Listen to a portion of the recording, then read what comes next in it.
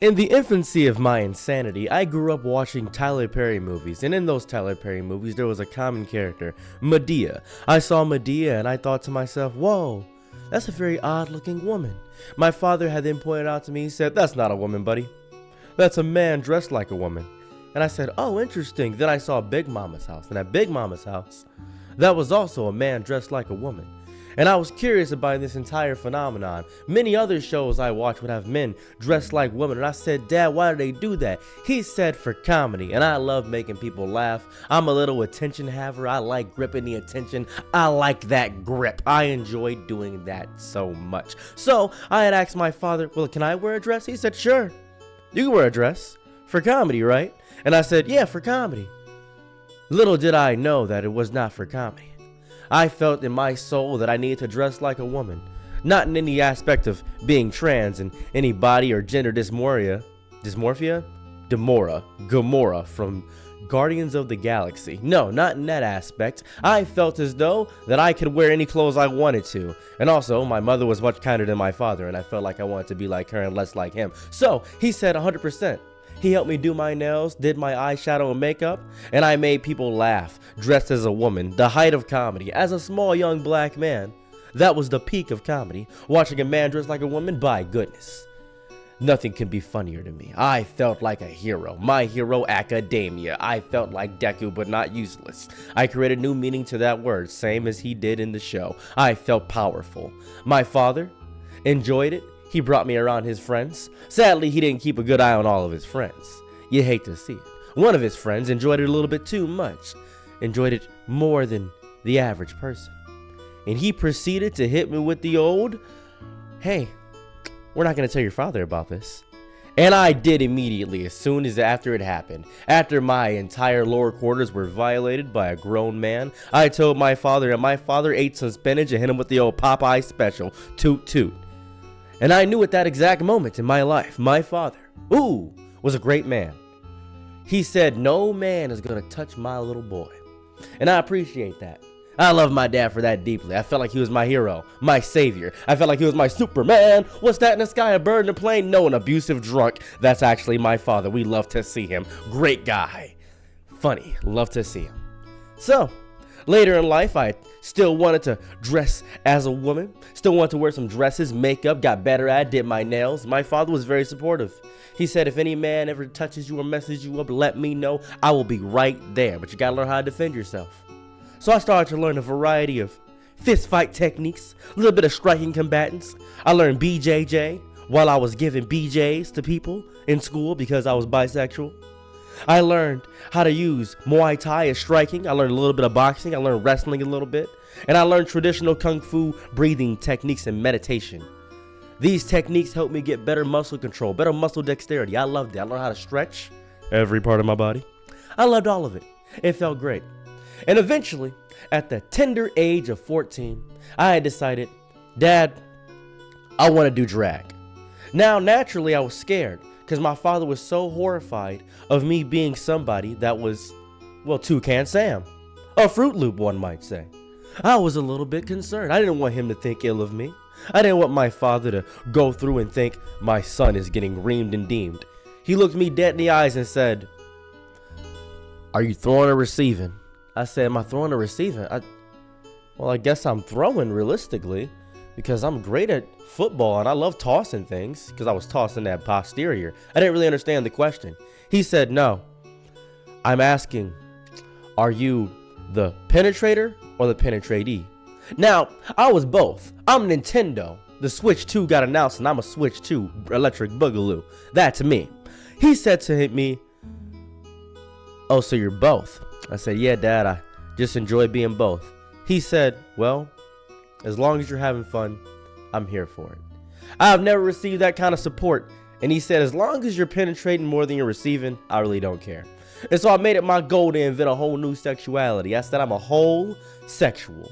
Shia LaBeouf, H-O-L-E, holes. That's what I wanted to be from my father. In order to make him feel proud and happy, that's what I wanted. You see, what's interesting is that a lot of people don't have issues with people being homosexual as long as the person is not the one getting bop bop biggle bopped. For some reason, I don't know why that is. The worst thing you can do to a man is view him as feminine, it seems, to other men. As if I'm doing this for the attention of other men. I don't know why that was. But I didn't know anything about drag. I was confused. I was distraught. So I decided to get a manager. I went to the local gay bar, Brett's at the time, that was in Toledo, Ohio. And I, 14 years old, walked in as soon as the bar opened.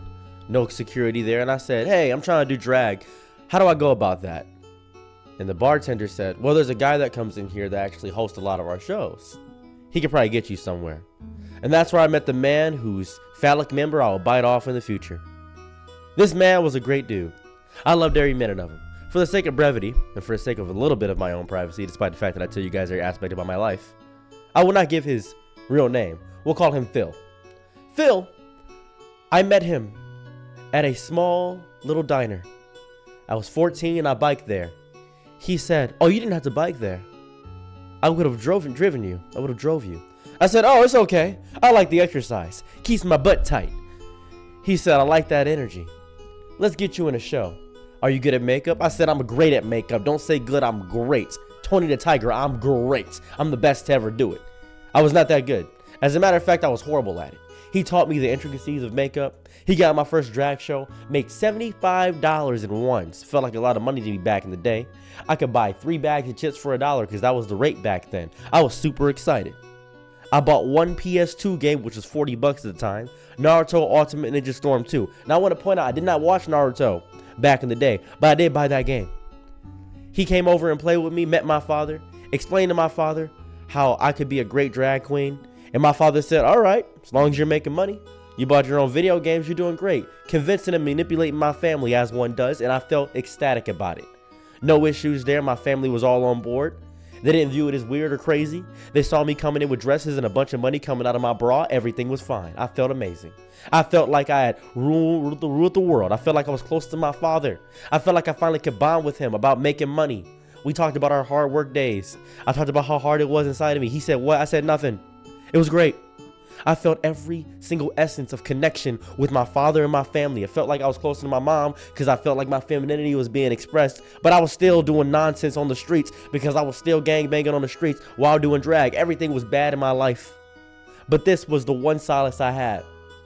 I did this for a year straight, 15 years old. After a year, I had grown really close to my manager. I had been doing shows in Columbus. I had been doing shows in Toledo. I had been doing shows in Detroit. I did 2 shows in Pennsylvania. I was Dog Poison. That was my name, Dog Poison, because I was chocolate. I enjoyed every minute of it. Back in the day, that was the name of my old YouTube because I felt like I could get away with that. Had a whole logo and everything. Felt powerful. He said, after a really good show, I made $700 that night. It was in Columbus, and he lived in Columbus, Upper Arlington. He said, would you like to come over for dinner? I said, come. I said, yes. I would love to come over for dinner. He said, you can meet my wife. Oh, you married? Oh, I didn't know that. I'd assume you just like hanging out with little boys all the time. I apologize, Michael Jackson. I told Neverland Ranch. I was super excited. He said, yeah, I have 2 kids. 2? He said, yeah, they're around your age. I said, oh, and they were. And we talked and we played Clay Fighter for the Nintendo 64. And they showed me in a variety of things they had. He was a very rich man. Upper Arlington is a very nice area. He had a whole guest house. I was super excited. I looked around. I saw a family eating dinner together. I had not had family dinner in years. I felt like I wanted to be a part of this family. The wife, beautiful, amazing. She was very kind to me. She asked how I did drag and how I did my makeup. We talked about our nails. And the dad looked at me with ever-loving eyes. Phil, the person that was my manager, looked at me with ever-loving eyes. And I was enamored. I was taken aback by everything. I felt overwhelmed, one might say. And it was getting late. It was 12 at night. We had been playing Uno and Jenga. And he said, hey, don't worry. You can stay in the guest room. I said, the guest room? Oh, well, don't mind if I Scooby-Dooby do. I would love to stay in the guest room. Sadly, it was much like Scooby-Doo because I was about to get investigated that night. I was about to get Sherlock cocked. I proceed to set up my entire area, put my blanket on the floor, turn off the little fireplace, and then I see that it was raining at night. It was nice. The rain patter hitting against the windows allowed me to feel coalesced in a place I was not familiar with. I have a very big issue sleeping at places that I don't know, but this was Almost instant, as I drift off into dreamland, much like Kirby, I said, "Poyo, poyo." But much like Kirby, it seems as though something was about to go inside of my mouth, and I was going to gain its abilities. Upon my face was a salami, boom, smacking me in the eyeball. I was a little bit confused. And I said, "Huh?" I see those strong hands caressing my face, and I know that it was Phil. He said, "You've been such a great drag queen." Now I'm confused. I'm a little bit distraught. This man has a wife, 2 kids. What's going on? You have the whole family package. You got the DLC. You got a boy and a girl, nuclear family, but you're about to go nuclear. You're about to fall out. I'm so concerned. I don't know what's going on. And I say, huh. And I think back to what my dad told me. He said, if any time a man makes you feel threatened, I will be there. My dad wasn't there. My dad wasn't around. The abusive alcoholic drunk that was there for one thing. The man who, when I had night terrors,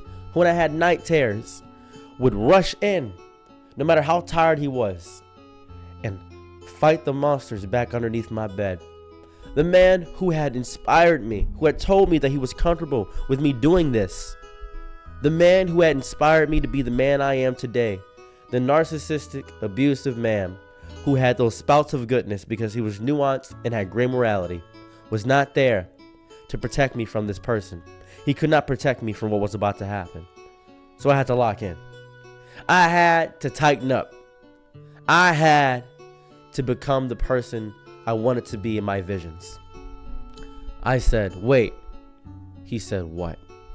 Knowing I could not be the older man, knowing I didn't have the strength to fight back, it was fight, flight, and freeze, the 3 things you could possibly do. I didn't freeze. Not at all. I seen Ice Age. I knew I was no mammoth, I was no saber-tooth tiger, and I was definitely no Sid the Sloth. I cannot freeze. I was not a bird. I was no peacock. I was no emu destroying all of Australia. I was not that person. That is not me. I cannot be coalesced inside of the sky like a bird looking down upon my people. So I fought. But in a way that only I know how. I said, let me. I've always wanted to. As his legless lizard coalesced my jowls and entered inside of my very dangerous cage, he reeled his head back and thinking he was about to get the greatest sloppy of all time, thinking he was about to receive something that he could not deserve, thinking he was about to get the greatest moment of his essence. Oh no. With the force of Zeus, Hera, and the skies above, with the essence of Vegeta, I felt in the background Martin Luther King rubbing my shoulders. I felt everything. I felt the power of Rosa in retaliation. I felt the spirit of Harriet Tubman. I felt everything. I felt Alexis Texas. I felt Violet Myers going through my body as that hit my body, and I did something that nobody has ever thought of. You ever see a baby carrot? You ever heard that thing where it says if you bite your finger it'd be as easy as snapping through a baby carrot? Well, they also must have meant phallic members, Ronson Johnsons, because I bit down with the force of God and ripped down, boom, and tore it off. One foul swoop with all my strength. Teeth are very powerful. And as the viscera of red liquids and piss all coalesced my face, I spit it around the floor as he went back, pushed my head away, and began to freak out on the floor. I yelled at the top of my lungs with a Gregorian chant, "Help me! Help! I need help!" His wife rushing down, her double D's jostling down up and go with great milky velocity, coming down as she opened the door. Huh? What's going? Oh my God. She saw his meat market on the floor, him on the ground, me covered in blood and urine all over my body. Me looking at her, figured with makeup on my eyes, nails painted, in a dress, covered in his own life essence. And she looked at me deep in the eyes and said, "Oh, I said, could you call 911, please? I'm freaking out and I feel like I'm going to die." She said, "Okay, I will." She called 911, locked him inside of the guest room, put a 2x4 in through there as he freaked out in there, seemingly about to bleed out from the damages, but he stayed alive. We talked about what happened. I expressed to her what was going on. She said, yeah, he did this to our daughter before. And I said, huh? And our son as well. He's had an issue with this for quite some time. I said, and you allowed this to happen? And she said, what was I going to do? I had no choice. And it's moments like those where I realize sometimes people actually don't have a choice. A rich man, no ability to get past that. It was terrifying. I was scared. I didn't know what to do. Cops came. I gave them the meaty member and explained what happened. They said, don't worry about it. She drove me back to my house. I explained what happened to my father. He looked at me and said, well, at least you won. Proud of you. And that is how I stopped doing drag forever. And I never will do it again.